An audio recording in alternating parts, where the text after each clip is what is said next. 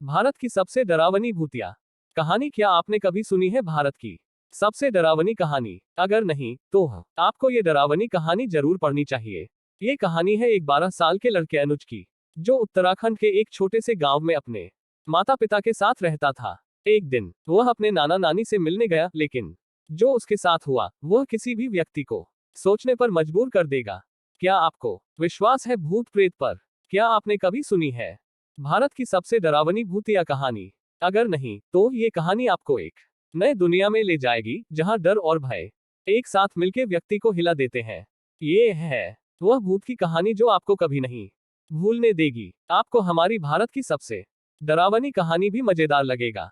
ये कहानी है एक 12 साल के बच्चे अनुज की, जो उत्तराखंड के एक छोटे से गांव में अपने माता पिता के साथ रहता था। वह अपने नाना नानी से मिलने जाता है और उसके माता पिता को अर्जेंट काम होने के कारण वे उसे वहां छोड़कर वापस शहर चले जाते हैं। अनुज अपने नाना नानी के साथ रहने लगा। एक शाम को वह जंगल के रोड की साइड खेल रहा था। शाम होने वाली थी। उत्तराखंड की घाटी की खामोशी को ठंडी हवाओं के झोंके चिरने लगे थे।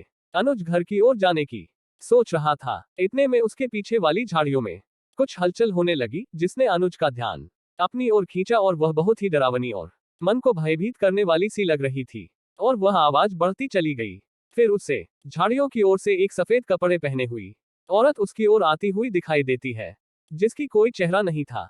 और अनुज उसके चेहरे को देखने की कोशिश कर रहा था, परंतु उसे उसका चेहरा दिखाई नहीं दे रहा था। उसकी डरावनी मुस्कान और उसकी बहुत अधिक डरावनी आवाज से अनुज के पैर वहां पर जम से गए। अनुज डर के मारे वहां से हिल ही नहीं पा रहा था। फिर वह औरत अचानक से पीछे मुड़ी और झाड़ियों के अंधेरे में गायब हो गई। अनुज डर के मारे वहां पर खड़ा कांप रहा था। थोड़ी देर में वह होश में आया और घर की ओर भागने लगा।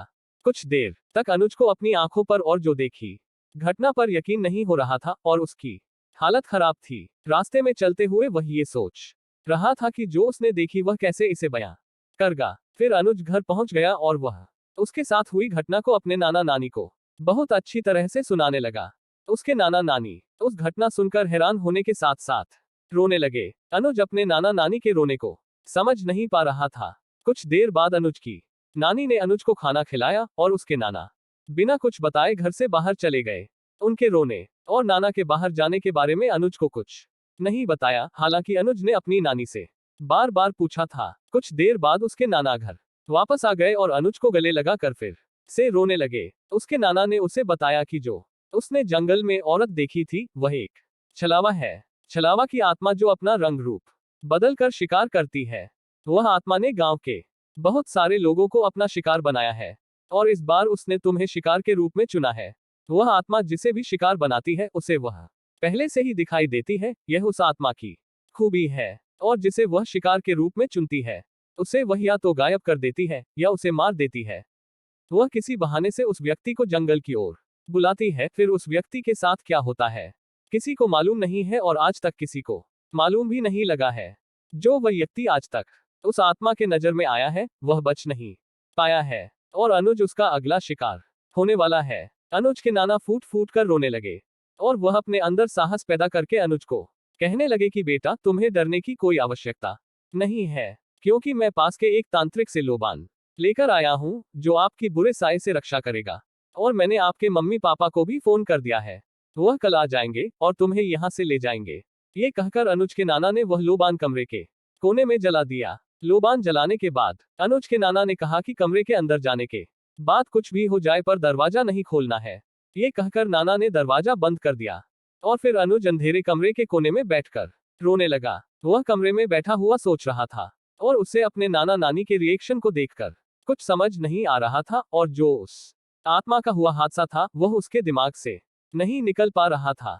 उसके कानों में वह खौफनाक आवाजें गूंज रही थी और उसे बहुत ही डर लग रहा था। वह दिन होने का इंतजार कर रहा था। उसके ठीक 2 घंटे बाद दरवाजा खटखटाने की बाहर से आवाज आई, अनुज बेटा, अनुज बेटा, अब तुम बाहर आ सकते हो। अनुज बेटा, अब खतरा टल गया है, तुम बाहर आ सकते हो। अनुज बात को ध्यान से सुनने के लिए दरवाजे के पास चला जाता है। फिर उसे नाना की बताई हुई बात याद आ जाती है कि कुछ भी हो जाए परंतु गेट नहीं खोलना है। इतने में ही उसके कमरे में से बहुत गंदी बदबू आने लगती है। फिर उसने अचानक से पीछे मुड़कर देखा तो वह बदबू उसी लोबान से आ रही थी। अनुज बहुत घबरा जाता है और फिर वही गेट के बाहर से आवाज आती है और वह इसी डर से वहां पर बेहोश होकर गिर जाता है। अगले दिन अनुज के माता पिता उसे वहां से ले जाते हैं और अनुज के नाना नानी फिर चैन से रह पाते हैं। उन्हें ऐसा लगता है कि वे अनुज को मौत के मुंह से बचा लाए हैं। अनुज के साथ घटी उस घटना के बाद लगभग 1 साल बीत जाता है। अब अनुज उस सदमे से बाहर निकल चुका है, लेकिन वह फिर कभी अपने नाना नानी के पास नहीं जाता। हालांकि उसका अपने नाना नानी से गहरा लगाव है, परंतु उसके घर वाले मानते हैं कि वह अभी तक पूरी तरह से ठीक नहीं है। इसलिए अनुज के पिता गांव जाकर वह लोबान लाते हैं जिसे उसके नाना अपने घर पर जलाया करते थे।